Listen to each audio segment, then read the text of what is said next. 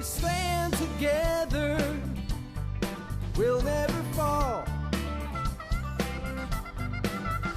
We can make a difference and answer the call. Well, hi there, and welcome back to another episode of the All Around Growth Podcast. My name is Rob Kaiser, and I am your host. Today is Tuesday, May 31st, 2022, and this is episode number 360 of a show that provides insight and tools to build the life and homestead of our dreams. And the topic of today's show is getting credit cards under control. Now, do your credit cards make you want to cry? Because that's a message I got. But I guess before I even get into any of that, I would like to say that Rob Kaiser is not a registered investment, legal, or tax advisor. All investment and financial opinions expressed by myself are from my own personal research and experience and are intended as educational material.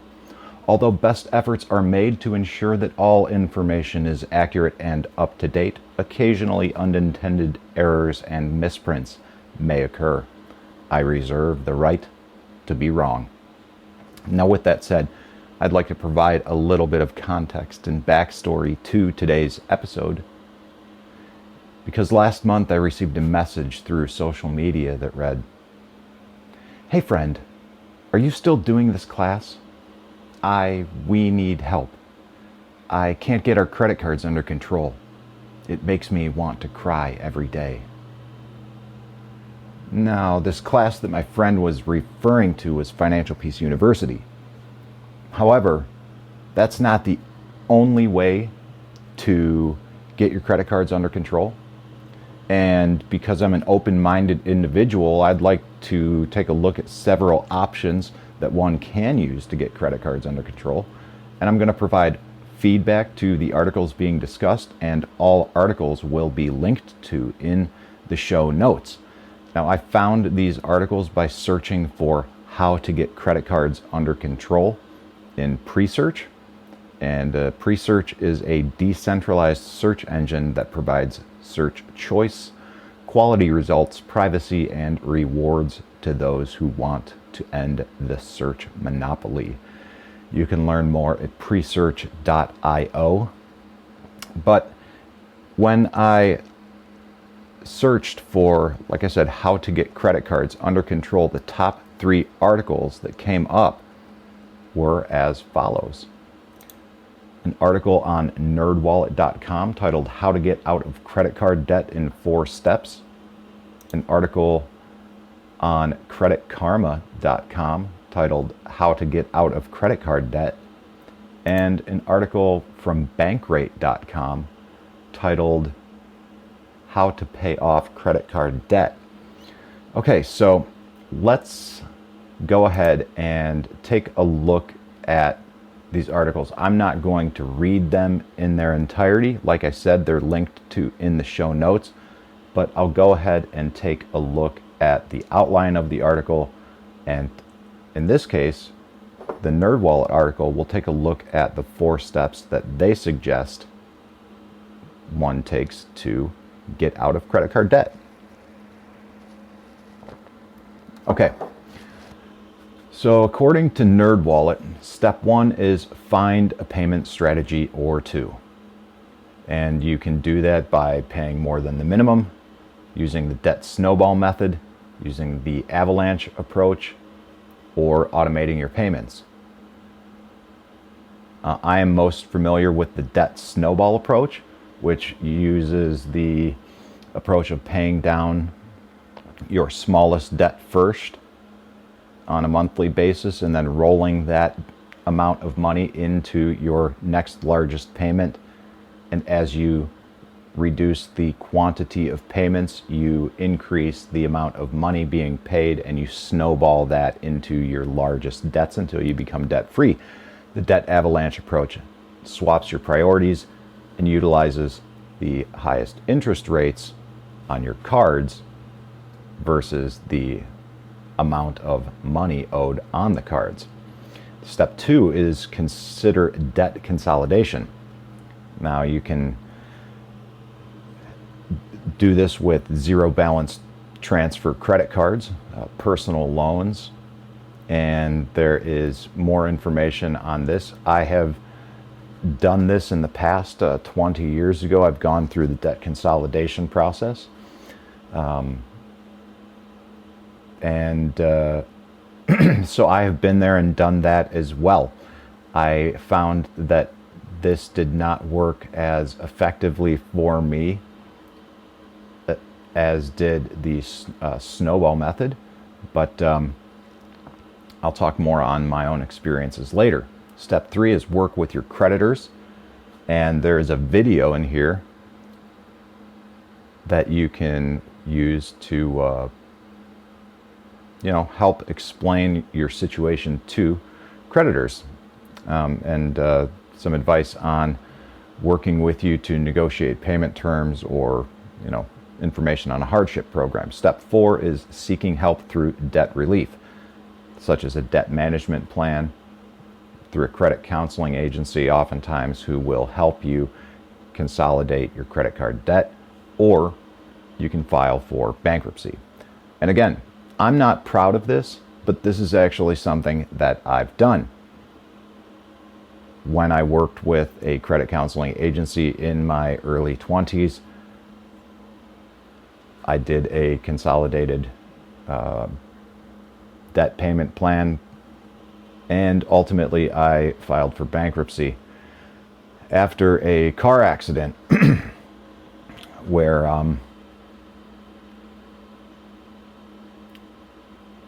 life on life's terms happens, and I don't think I would take that approach now, knowing what I know and experiencing what I've experienced. But the bottom line is, this is one option for debt relief.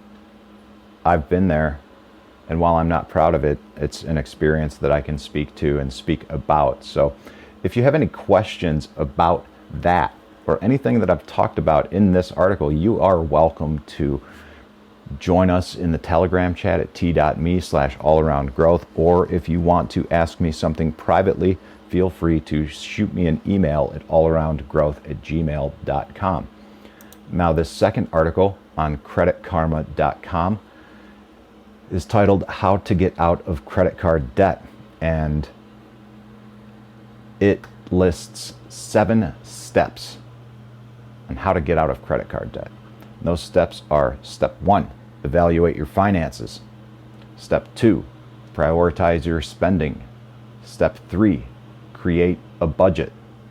Step 4, free up money. Step 5, set a strategy.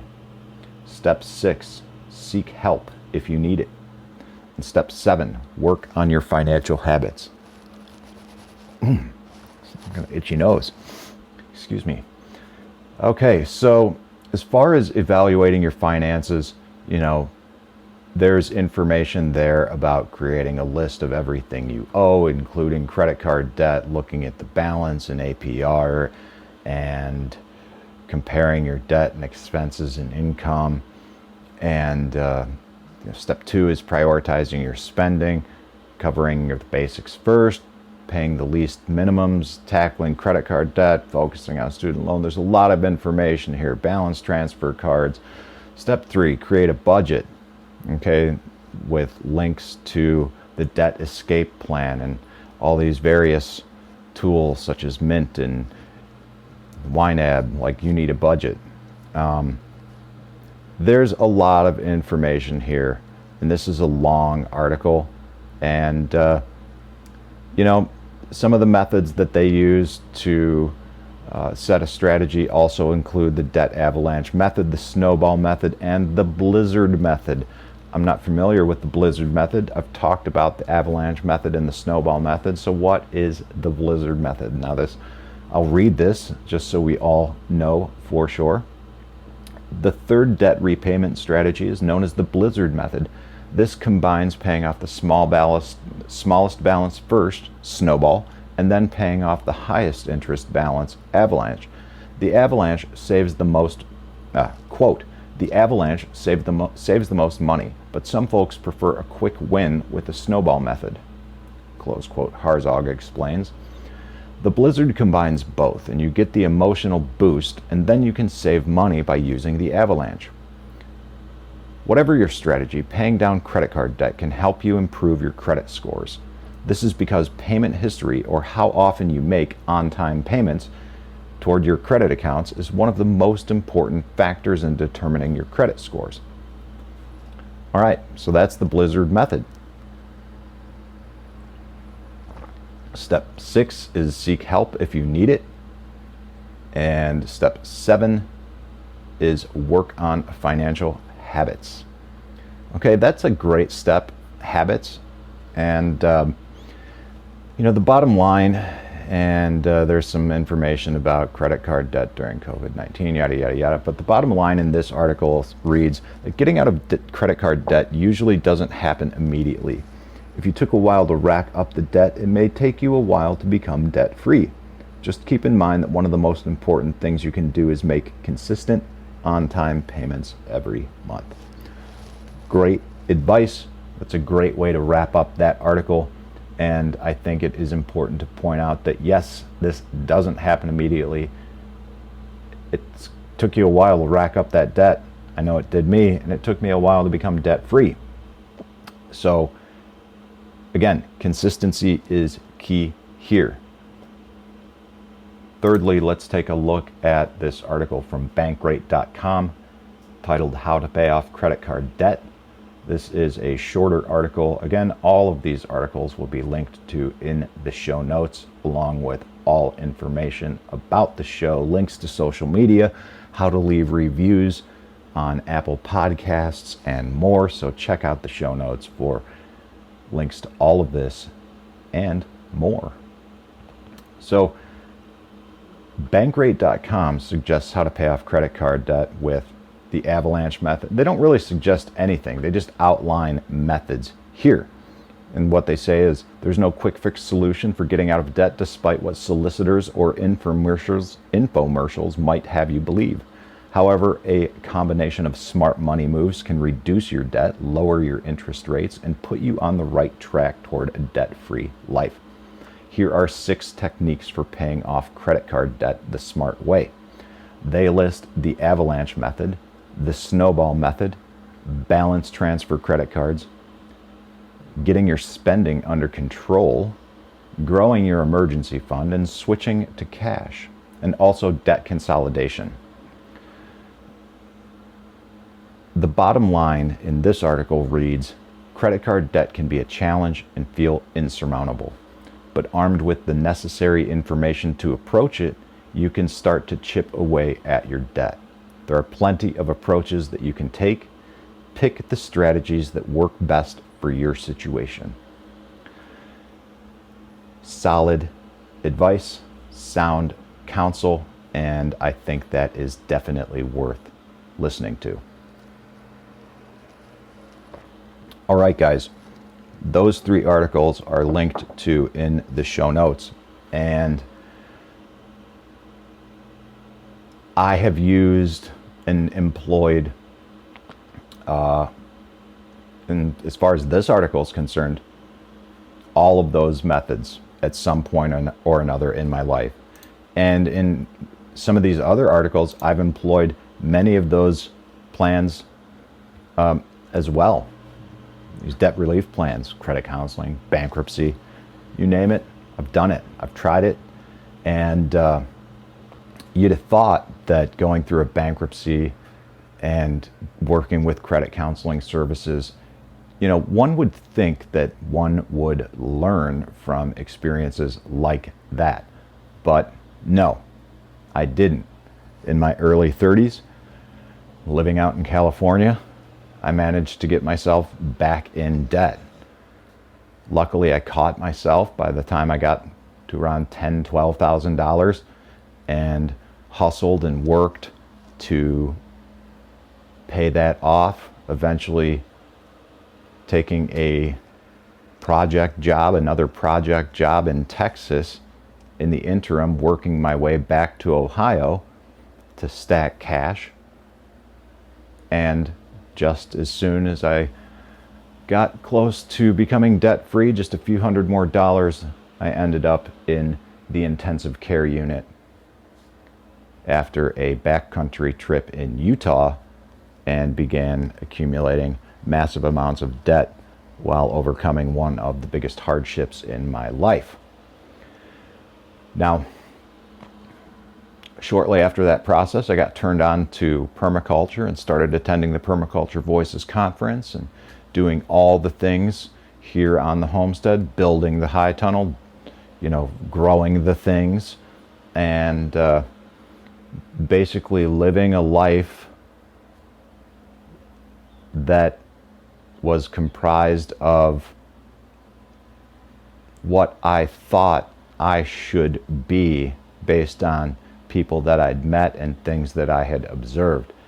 I wasn't true to myself, and in the process I went deeply into debt again and just I continued to accumulate and accrue debt in addition to the medical expenses.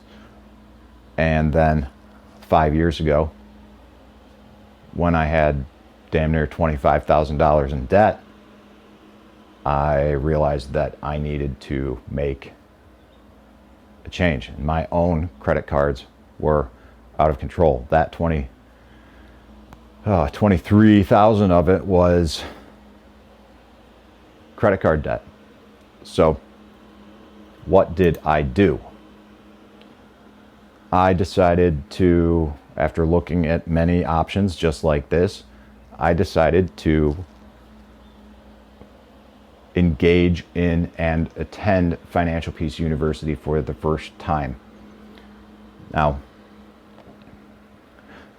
for those of you who don't know, Financial Peace University is a 9-lesson course that teaches you how to save for emergencies, pay off debt fast, spend wisely, and invest for your future. And no complicated financial blah, blah, blah over here. For over 25 years, Dave Ramsey's been teaching common sense, biblical money principles that work every time. All right? You know who Dave Ramsey is. Love him or hate him, you know who he is. He's been on talk radio, and that was how I first heard of him back in corporate days while listening to a lot of AM talk radio on the road in 2008, 9, 10, prior to, just right before I moved out to California. Right when moving out to California was kind of prompted by Burnout 1.0. Now, this financial mess that I found myself in and my actions to engage in Financial Peace University in early 2017 were actions taken immediately following Burnout 2.0 in 2016. Basically, after I attended the final Permaculture Voices conference, started growing for market again, burnt out, 2 full-time jobs, working one on a tree farm, working another trying to grow produce, working with my parents at the market. Had to say no. Had to make some changes. So I took a Financial Peace University course in 2017. I took another one that fall. I took another one in late winter, early spring. Winter of 2019, 2020, I coordinated my first course. And after getting involved in a local church here, wanted to give back, wanted to volunteer and participate in my community, and wanted the ultimate accountability partner. Because at that time I still am a single man, and I thought, what better way to have an accountability partner and really encourage myself to participate in this program and work the program than to coordinate a course and do it myself. That first class was great. It was a smashing success. We had 15 people show up and participate in the class, and it was an in-person class. And luckily, we finished up the class right as the phenomenon surrounding the virus known as SARS-CoV-2. Apparently Toby doesn't like that, but the phenomenon surrounding SARS-CoV-2 in early 2020 occurred right when my first class was wrapping up.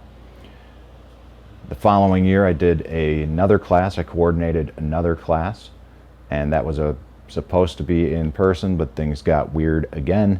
It was a virtual class with hardly anyone who showed up, and recently, this past year in 2022, early spring, or winter rather, I coordinated a final class, or a third class, January to March. Now, because let me give you a brief update on my own status in the baby steps and break down what the baby steps are. Let me pull this up real quick so I can outline the baby steps for you and get them very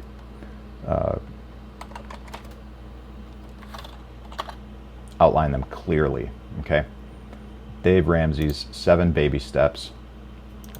Step 1, you pay off or save $1,000 in a beginner emergency fund. Sell whatever you need on Facebook. Hustle, hustle, hustle. Put that $1,000 away. Step 2, pay off all debt except for the house, utilizing the debt snowball method. Step 3, we save 3 to 6 months of expenses for emergencies. Step 4, we invest 15% of our income for retirement. Step 5, we save for college for our children. Step 6, we pay off the house. Step 7, we build wealth and give. Now, those are 7 simple steps.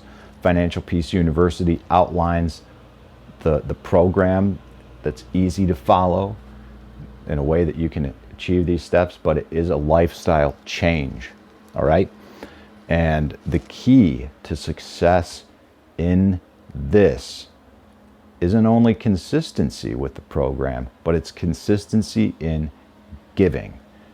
And ever since I changed banks, I need to rearrange how I'm doing things and where I'm giving to charity and all of that jazz. And I have lacked on that, and I need to get back on track, even though I am self-employed at the moment and my income is much more variable than it has been, which is a good segue into where I am. Okay. I had recently reached step 3. I'm still at step 3. I have not dipped into my emergency fund. Okay. But I have it socked away, and I will be managing it a little bit differently in conjunction with 2 accountability partners who will be holding it for me. And in order to access it, I will need to engage in a discussion about the nature of the emergency with them. That, my friends, is called accountability. Hopefully you have that with your spouse, girlfriend, boyfriend, whatever. And if you don't, find a way to make that happen in your life. And if you want to discuss how we can do that and different options you have for accountability, again, Telegram group, t.me/allaroundgrowth. Join in the conversation there. We're talking about that and a lot more. So, seeing as that's where I'm at, the reality is I'm on step 4. But I'm also at a point where just a few weeks ago, I resigned from my job. And I chose to become self-employed. Now, over the past few weeks in learning how to navigate this, I have done some side work, some gig work. I have really begun working with Dad to grow the fermented food operation here on the homestead, but that is in its infancy. So I really need to dig down and dive into my finances and outline my plan. So what is the plan? The plan is going to be 48 days. And I'm going to talk about that here in a couple of days when we get to personal development. Okay? Because right now we're talking about financial today. We're going to talk physical tomorrow. And come Thursday, we're going to talk personal development. And that's where I will talk about 48 days. All right, so Financial Peace University is and has been a huge component of my life for the last 5 years. And based on this message that I received, I got this message on, I don't know, sometime this month. That may have been last month, actually. I don't remember. At that time, I'd been considering coordinating another class. Really, it started to think about coordinating another class more after resigning from my day job, because I'll have more time available to do this and a little bit more flexibility with my schedule. Then I got this message. Hey friend, are you still doing this class? We need help. I can't get our credit cards under control. It makes me want to cry every day. Now, I'm not some kind of savior, some financial guru, right? All I do with coordinating this class is relay information that's been relayed to me. The program works if we work it. Our lives change if we engage in lifestyle change and are very deliberate about it. It's not easy, but it's simple. So if you want to experience everything that comes along with financial peace, 7 simple steps, but you really have to want it. What comes after financial peace and what comes along with financial peace is mental clarity and the ability to approach life in ways that you've never been able to before.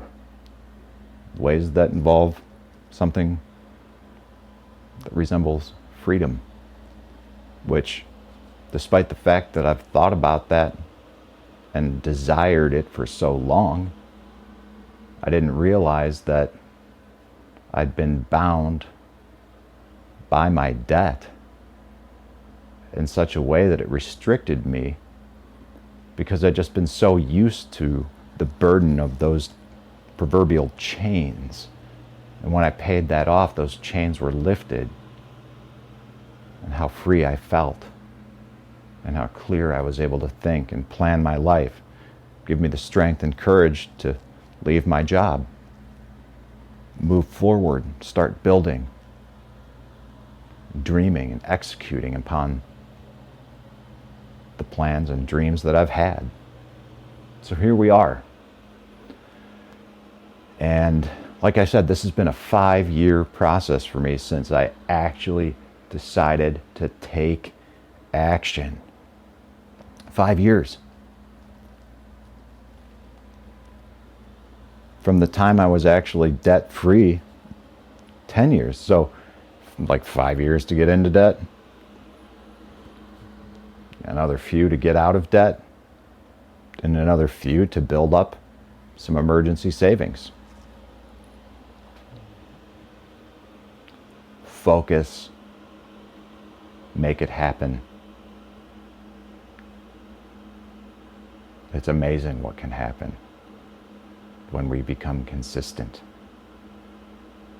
All right, guys, that's it for today's show. Again, I'm curious if you've been able to get your credit cards under control and how you've been able to get your credit cards under control. So join the Telegram chat at t.me/allaroundgrowth and let us know. You can find the show on social media. Like I said, we're most active on Telegram. I've been slacking on other social medias. We have pages on MeWe, Twitter, Float, Facebook. We got a Facebook page for the podcast. We have a Facebook group for the community. But honestly, guys, I'm terrible with social media. I'm very active on Telegram. I am not the best on others. I need to get better at it if I want to grow the show. The show is where it is. The community is how it is because of you. It's awesome at this time. We're growing, and I'm honored and humbled because I'm not doing a whole lot of work. This is happening organically, and now that my schedule, my time, my life is changing, I think I'm going to try to put in some extra work to grow the show, grow the podcast, further develop the website that's in progress. But my priority right now, like I said, is 48 days and putting together a plan to build and create not only the work, but the life that I love. So guys, check out the show notes for articles or links to all of those articles previously discussed. There's also links to all episodes in the past. Like I said, links to how to leave a rating and review in the Apple Podcast app. And I'd really encourage you to do so if you like what you hear. This really does affect the algorithm. And as of this recording in May 2022, I would invite you to do this. Even though the podcast game is changing, please help us with a rating and review. This matters, and it helps expose new listeners to the show. And if you have any question or feedback for me that you don't want to leave on social media or leave within a chat somewhere, just send me an email, allaroundgrowth@gmail.com. I welcome your feedback at all times. I look forward to it, and I respond to all of it. All right, guys, that's it for today. This is Rob Kaiser, and thank you.